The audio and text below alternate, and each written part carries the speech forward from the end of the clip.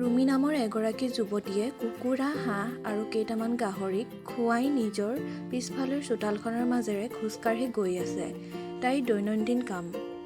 তাই বিক্ৰী কৰিব বিচাৰে, কিন্তু স্থানীয় বজাৰবোৰ অভাৱনীয়। মধ্যভোগীয়ে কম দামত আগবঢ়ায় আৰু প্ৰায়ে তাইৰ পশুধন বিক্ৰী নোহোৱাকৈয়ে থাকে। এদিন সন্ধিয়া ফোনটো স্ক্ৰল কৰি থাকোঁতে তাইৰ ৰিক্স বিক্ৰেতা এপ বিচাৰি পায়।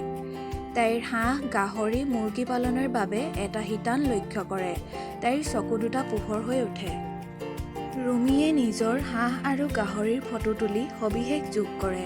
সঠিক উপশ্ৰেণীটো বাছি লয়, জীৱন্ত হাঁহ, কুকুৰা আৰু পশুধন, আৰু সেইবোৰ অনলাইনত পোষ্ট কৰে।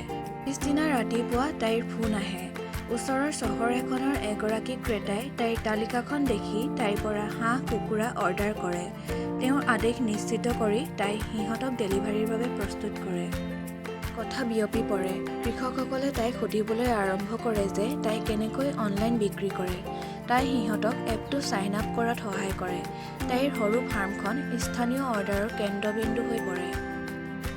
তাই জলজ কৃষিলৈ সম্প্ৰসাৰণ কৰে তাইৰ পুখুৰীৰ পৰা জীয়া মাছ। প্ৰতিটো প্ৰডাক্ট, প্ৰতিটো তালিকাৰ লগে লগে তাইৰ আত্মবিশ্বাস বাঢ়ি যায়। এতিয়া ৰুমি কেৱল পশুপালক নহয়, তাই এগৰাকী ডিজিটেল বিক্ৰেতা, প্ৰশিক্ষক আৰু নিজৰ গাঁৱৰ আনৰ বাবে প্ৰেৰণা। হাঁহ, কুকুৰা, পশুধন, জলজ কৃষি সহজে বিক্ৰী কৰক। ৰিক্স বিক্ৰেতা, প্ৰতিটো গ্ৰাম্য সপোনৰ বাবে।